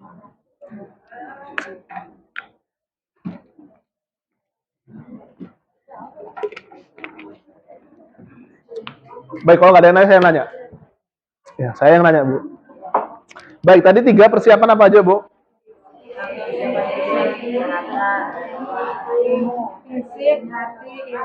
Fisik, hati, ilmu. Oke, bagaimana cara kita menjaga fisik? Makan makanan yang bergizi, kita olahraga juga. Baik, yang paling banyak pahalanya dalam menjaga fisik itu siapa? Ya, istri atau ibu di situ ya. Itu paling banyak pahalanya. Oke, yang kedua itu menjaga hati. Coba sebutkan 3 destinasi hati tadi kita. Ada 3 tempat untuk kita mencari hati. Pertama, nah, kedua, majelis taklim ya. Yang ketiga, waktu kita sedang bersendirian di situ ya. Kalau misalkan kita nggak dapetin hati kita di 3 tempat tadi, minta apa? Minta sama Allah Subhanahu Wa Taala hati yang baru. Oke, yang ketiga apa tadi persiapan apa? Persiapan ilmu. Baik.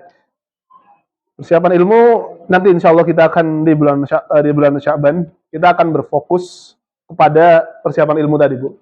Saya ingin di bulan Rajab ini kita akan coba lebih berfokus kepada urusan-urusan yang sifatnya itu hati saja. Agar menguatkan hati kita, agar kita itu persiapan kita itu juga matang di sana. Di bulan Rajab ini. Nanti di bulan Sya'ban kita akan memperbanyak ilmu. Kita harus belajar yang namanya fikih fikih puasa. Ya, fikih puasa. Plus juga nanti kita harus mengetahui hikmah di balik fikih puasa tadi. Ya. Karena nanti akan banyak sekali ya berkaitan dengan hal-hal yang terkadang itu mengganjal pikiran kita. Salah satunya tadi ya masalah tarawih di situ. Terus yang kedua, misalkan ya. Ini meskipun agak sensitif tapi ini penting juga Bu. Misalkan ada orang yang bangun tidur kebablasan, nggak sahur di situ. Ya, nggak sahur, bangun-bangun junub. Bangun-bangun junub. Nah, kira-kira dia puasa atau enggak Bu? Puasa. Kenapa? Puasa berarti suci itu termasuk syarat sah puasa atau enggak? Nah, kalau syarat sah puasa berarti dia nggak buka puasa dong. Saya ulang lagi. Suci dari hadas. Oke, apa bedanya najis sama hadas? Ayo, saya tanya dulu nih. Nggak tahu. Apa bedanya najis sama hadas? Kalau najis kelihatan. Di mana itu? Kelihatan sama nggak kelihatan? Ya, jadi gini, betul, masya Allah. Jadi ya Bu ya, najis itu benda, barang di situ ya, sesuatu itu yang bisa kita lihat di sana. Misal ada kotoran di sana, ya, ada air seni lah di situ. Itu namanya najis di sana. Ya. Jadi itu bisa kita lihat dan kalau disentuh kita terkena najis di sana. Tapi kalau hadas itu keadaan di situ, Bu. Misalkan kita habis buang hajat di sana, kita habis buang hajat, nah kita dalam keadaan berhadas di situ. Keadaan kita sedang berhadas. Apa artinya dalam keadaan tidak suci di situ? Bagaimana mensucikannya tergantung hadas kita. Hadas ada dua, hadas kecil dan hadas besar. Hadas kecil itu apa? Habis buang hajat misalkan, habis dari kamar mandi, di situ buang air kecil, buang air besar di sana. Nah, itu hadas kecil. Cara menghilangkan hadas kecil dengan cara bersuci. Ya bersucinya gimana, Bu? Iya, kita bersucinya. Nah, kalau disiram itu membersihkan najis. Nah, mensucikan hadas itu kan maksudnya diri kita yang sedang berhadas. Bagaimana supaya kita lebih suci lagi? Berwudu. Karena hadas kecil. Ya, saya ulang lagi nih, biar lebih jelas ya. Ada najis, ada hadas. Najis itu adalah benda. Ya, barang yang bisa kita lihat, sesuatu yang bisa kita lihat, sesuatu yang bisa kita rasakan. Ya, contohnya misalkan ada ya tadi ya air seni, ada kotoran di sana. Ah, itu termasuk najis di situ. Jadi kalau misalkan kita tersentuh dengan benda najis tadi, maka kita terkena najis. Bagaimana cara membersihkannya? Cuma dicuci saja di sana. Ya, cuma dicuci sehingga hilang di sana. Nah, ada yang disebut sebagai hadas. Hadas itu artinya keadaan. Jadi nggak bisa kita lihat. Misalkan kita itu habis buang air kecil misalkan, atau habis buang air besar di situ. Lalu kita nanya, hadasnya mana? Loh nggak bisa dilihat memang hadas. Kita sedang berhadas di situ. Keadaan kita hadas di situ. Nah, bagaimana cara mensucikannya di sana? Nah, cara mensucikannya adalah kalau hadas itu ada dua. Ada hadas kecil sama hadas besar. Hadas kecil itu misalkan kita habis buang air kecil, kita habis buang air besar. Maka misalkan kita habis berwudu, udah dalam keadaan suci nih. Lalu kita buang air kecil atau kita buang air besar, maka otomatis kita dalam keadaan hadas di situ ya, berhadas. Bagaimana bisa kita kembali suci lagi? Kita berwudu. Karena apa? Karena kita sedang hadas kecil di situ. Jadi hadas kecil cara mensucikannya adalah dengan cara berwudu di situ. Nah, kalau hadas besar gimana? Hadas besar itu adalah junub misalkan ya. Misalkan bagi laki-laki dia bermimpi lalu keluar spermanya, maka dia dalam keadaan hadas besar. Atau misalkan ada suami istri sedang berhubungan di sana, lalu setelah berhubungan dia dalam keadaan hadas besar di sana. Kalau misalkan dia mau bersuci, dia nggak cukup dengan berwudu di situ, nggak cukup ya. Jadi dia harus mandi di sana. Nah, udah tahu ya Bu ya, sekarang ya Bu ya. Oke, sekarang pertanyaan pertama tadi. Syarat sah puasa itu bersuci atau enggak?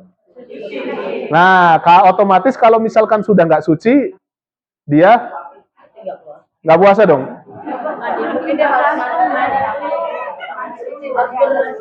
Oke, pertanyaannya Bu, sekarang gini. Misal nih, dia bangun tidur, dia kebablasan, nggak sahur. Ya. Lalu dia itu ya udah masuk puasa kan karena sudah azan di situ. Nah, pertanyaannya adalah dia tetap wajib puasa atau enggak?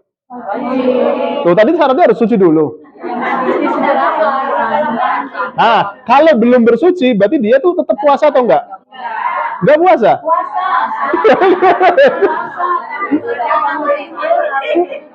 Bingung Bu ya? Gini.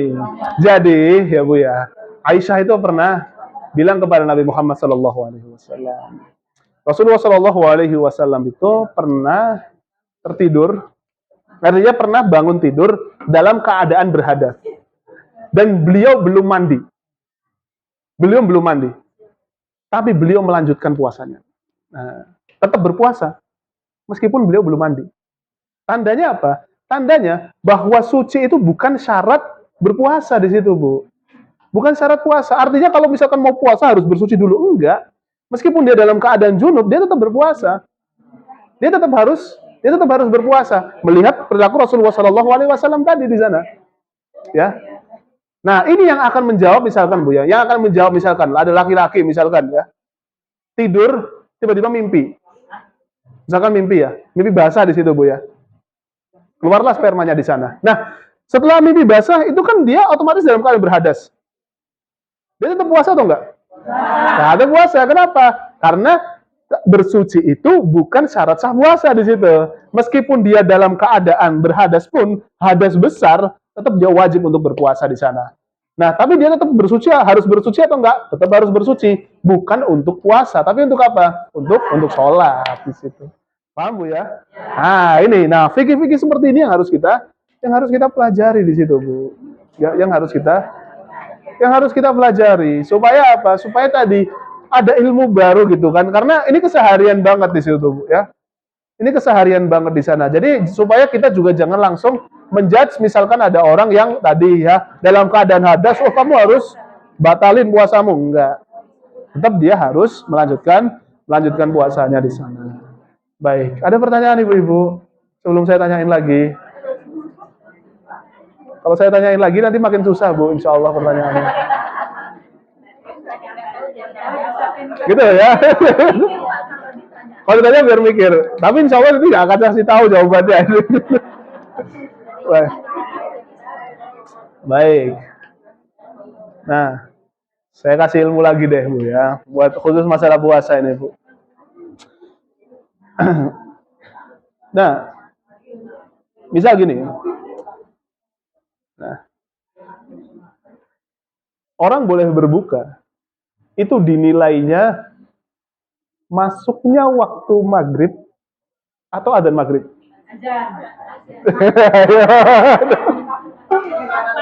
Ayo gimana? Ayo. Jadi dia orang berbuka puasa nih ya. Waktu berbuka puasa itu masuk waktu maghrib atau adzan maghrib? Saya masih ada yang denger adzan soalnya itu. Oke, sekarang ditahan dulu nanti sebelum saya jawab ya. Nah, masuk waktu puasa itu adalah masuknya waktu subuh atau adzan subuh? Waktu subuh. Bukan adzan subuh. Kalau misalkan adzannya sebelum waktu subuh, misalkan nih subuh jam misalkan 4:30 gitu ya, misalkan jam 4:20 adzan. Masih boleh makan atau enggak? Masih boleh. Udah azan belum, Bu? Belum masuk waktu. Insyaallah. Ya. Nah, iya, Bu. Jadi, ya.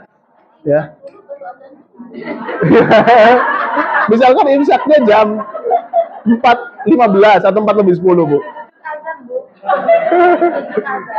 Iya. Nah, itu. Jadi gini ya, bahwa masuknya waktu, maksudnya gini, kita tidak diperbolehkan untuk, maksudnya kita masuk waktu puasa, itu bukan dilihat dari azannya, tapi dilihat dari waktunya di situ.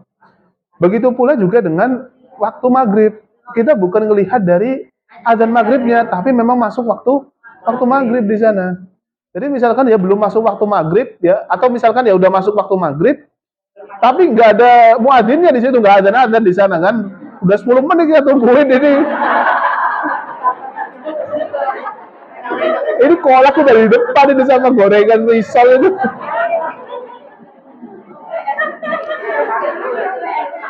Itu PR gitu kan. Apalagi itu kan yang paling gemes itu kan ibu-ibu gitu kan. Ibu-ibu udah gorengnya udah capek-capek, udah diperkirakan jam segini itu udah pas lah ya, angetnya itu masih ada gorengannya gitu kan. Ini udah kedinginan, di situ nggak ada azan di situ. Nah, di situ Bu ya. Jadi dilihatnya itu adalah dari waktunya, bukan azannya di sana. Namun kita tetap berpatokan kepada azan. Kenapa? Karena kan kadang kita itu kan tidak melihat waktu di situ Bu, ya. Dan supaya orang itu nggak memudahkan, wah ini udah masuk ini, nah, padahal belum masuk gitu kan. Ya padahal belum masuk, makanya ditandai dengan azan. Nah, kenapa yang ini perlu saya sampaikan? Bukan agar kita nggak percaya lagi dengan yang namanya azan, bukan. Maksudnya seperti ini. Kadang kalau kita dalam keadaan tertentu di situ kan ya kita bingung, ya kok belum azan di situ kan, padahal ngelihat waktunya udah selesai di situ, maka nggak apa-apa batalkan saja di situ, ya. Tapi kalau misalkan untuk kehati-hatian ya nunggu adzan dulu maka lebih baik di sana. Tapi pastikan muadzinnya ada di situ. Soalnya saya nggak ya, saya juga agak khawatir di situ muadzinnya juga lagi buka puasa di situ. Muadzinnya makan gorengan dulu, habis itu adzan gitu kan.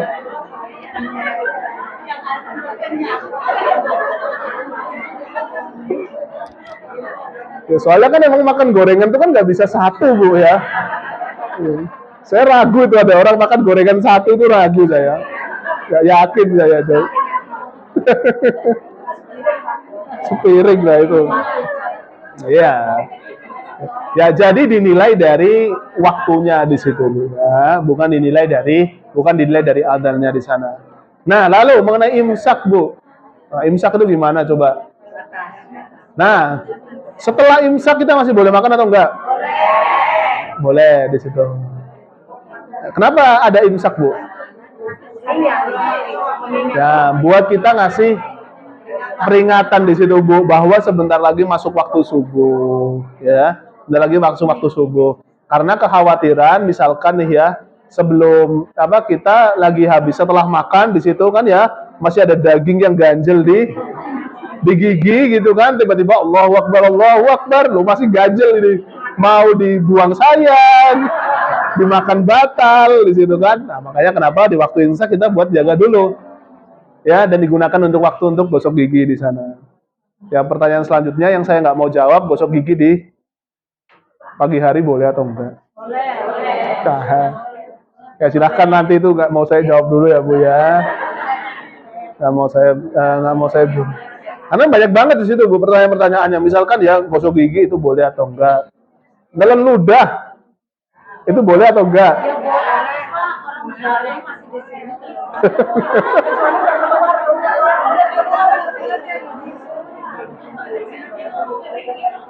Soalnya saya pernah dapati Bu ya. Beberapa orang itu yang sampai nggak mau nelan ludah di situ Bu. Dibuat terus masuk kamar, iya. Kasihan sekali di situ. Ya kasihan sekali di sana. Nah, itu makanya kenapa agar puasa ini juga bisa kita jadikan sebagai momentum untuk belajar fikihnya di situ Bu. Ya, bagaimana kita bisa tahu tentang batas-batas kita di sana. Karena memang tadi ya banyak sekali hal-hal yang seringkali kita tidak tahu di situ, seringkali kita lupakan. Akhirnya justru malah tambah memberatkan kita di sana. Ya.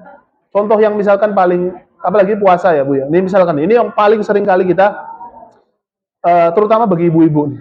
Saya seringkali dapat pertanyaan dari ibu-ibu di bulan Ramadan. Ustadz, gimana cara kita bayar puasa ya. Bayar puasa sedangkan kita itu ada beberapa ibu-ibu yang hamilnya itu setahun sekali. Iya ada yang hamil setahun sekali kan? Ada ya yang hamil setahun sekali kan ya? Nah, hamil 9 bulan di situ kan ya? Otomatis ada puasa yang batal kan di situ kan ya? Jadi sebelum dia bayar puasa, dia udah hamil lagi. Nah, di situ. Nah, tapi ya tadi mungkin ada beberapa yang berat-berat di situ Bu ya, yang ngerasa berat di sana. Nah, pertanyaannya adalah dia harus membayar puasa dengan puasa atau membayar fidyah di situ. Nah, yang benar yang mana nih Bu? Puasa atau fidyah di sini? Puasa. Nah, ya itu bulan Sya'ban saya jawab semuanya Bu ya. Nanti kita buat insya Allah Bu, ini saya sarankan lah sama Ustadz Salim sama Om Yanti, insya Allah kita buat series fikih puasa Bu ya. Kita buat series fikih puasa, nanti kita akan lebih banyak menggali tentang fikih-fikih puasa ya, berkaitan dengan hal-hal yang sangat detail tentang puasa di situ ya. Kita harus kaji secara detail mengenai puasa agar kita itu benar-benar bisa tahu bahwa batas-batas puasa itu apa saja sih di situ ya. Batas-batas puasa itu apa saja misalkan kita itu lagi kita lagi nguap gitu kan ya, tiba-tiba ada serangga masuk. Itu batal atau enggak puasa kita? Nah, itu kita harus tahu di situ. Banyak sekali detail dalam puasa. Atau misalkan ada beberapa pendapat yang mengatakan kalau kita memasukkan ya sesuatu di beberapa lubang dalam tubuh kita itu termasuk membatalkan puasa di sana. Yang bersihin kuping di situ pakai ya korekan kuping di situ itu membatalkan puasa atau tidak. Nah, itu. Hah? Permasalahannya bukan permasalahan hadisnya dhaif. Karena ada yang berpendapat, kenapa ada pendapat ini? Lahirnya itu adalah karena antara telinga, hidung sama tenggorokan, THT itu akan bersatu di dalam tenggorokan ini tadi. Jadi kalau misalkan ada barang yang masuk ke dalam hidung, hidung lalu mulut sama kuping, itu pasti ada ujung-ujungnya ke sini. Nah, kalau dia dengan sengaja memasukkan barang tersebut dan ternyata ada beberapa ya itulah beberapa serpihan-serpihan yang masuk secara tidak sengaja ke dalam tubuh kita dan ternyata lewat tenggorokan kita dan masuk ke dalam tubuh kita, maka itu batal atau enggak? Nah, bingung kan? Nanti bulan Sya'ban di situ ya. Nanti di bulan Sya'ban kita akan bahas semuanya insya Allah ya. Jadi supaya kita lebih kuat lagi di sana ya. Atau misalkan ada pertanyaan lagi, misalkan ada orang yang donor darah kan ya? Nah, donor darah di waktu puasa itu boleh atau enggak? Apanya? Jadi lemas nanti Bu. Ya, donor darah. Nah, itu kan bingung kan ya? Boleh tapi kasihan. Ada yang boleh, ada yang tidak boleh. Nanti kita akan bahas di situ. Vaksin di bulan Ramadan boleh atau enggak? Itu memasukkan sesuatu dalam tubuh kita loh, Bu. Hah? Apa aja? Obat kan minum Dekolgen juga obat, Bu. Nah, itu. Nah, memasukkan sesuatu dalam tubuh kita, misalkan. Ah, itu boleh atau tidak? Nah. Kenapa? Ya, terus? Hah? Darahnya oh enggak lah. Karena nggak kita minum, gitu kan? Nggak batal. Kalau misalkan kena pisau lalu kita berdarah di situ itu nggak akan nggak batal. Nah, itu nanti insya Allah detailnya bulan Sya'ban Bu ya. Makanya saya pesen sama ibu-ibu di bulan Sya'ban rajin-rajin hadir ya Bu ya. Rajin-rajin hadir, nanti kita akan bedah. Insya Allah sehat semuanya di situ Bu ya. Insya Allah. Baik, mungkin itu saja dari saya. Kalau nggak ada pertanyaan ya. Oh, mau nanya silakan. Ini buat satu doang. Nggak apa-apa ya, 10 menit lagi lah ya. Bapak masih cukup. Nanya itu kalau yang dalam bulan Ramadan kan suka ada ini. Ramadan dari Ramadan pertama sampai Ramadan ke-10 kita menghapus dosa-dosa kecil kita. Terus dari 10 sampai ke 20 menambahkan amalan kita terus dihapuskan kita dari api neraka. Itu benar nggak hadisnya? Ya, sependek yang saya tahu itu hadis itu dhaif itu, Bu. Sependek yang saya tahu, hadisnya itu adalah hadis dhaif di situ. Keutamaan setiap hari-hari di bulan Ramadan, karena bukan hanya ada hadis itu saja, ada beberapa hadis itu hari pertama ini gini, hari kedua ini gini, hari ketiga itu gini dan seterusnya. Tapi sependek yang saya tahu, semua hadis yang berkaitan dengan setiap detik hari di bulan Ramadan atau bahkan satu pekannya 10 harinya itu termasuk hadis yang dhaif di situ. Keutamaan di bulan Ramadan ya, maksudnya di bulan Ramadan semuanya utama, tapi ada kekhususannya itu hanya di 10 akhir aja.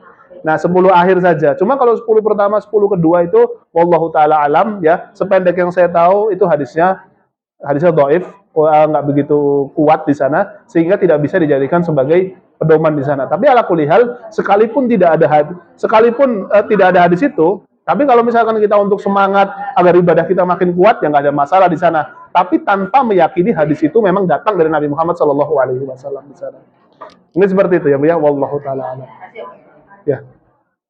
Selesai Bu.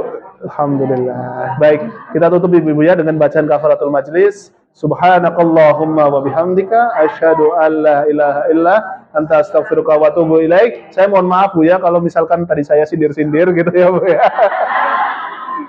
Khawatir ada yang tidak berkenan, saya mohon maaf sekali lagi gitu kan ya. Saya cuma ingin satu Ibu ya, saya cuma ingin ibu-ibu di sini tuh pinter-pinter semua lah di sini ya, bisa pelajaran semua insya Allah ya. Jadi mohon maaf sekali lagi, terima kasih. Assalamualaikum warahmatullahi wabarakatuh.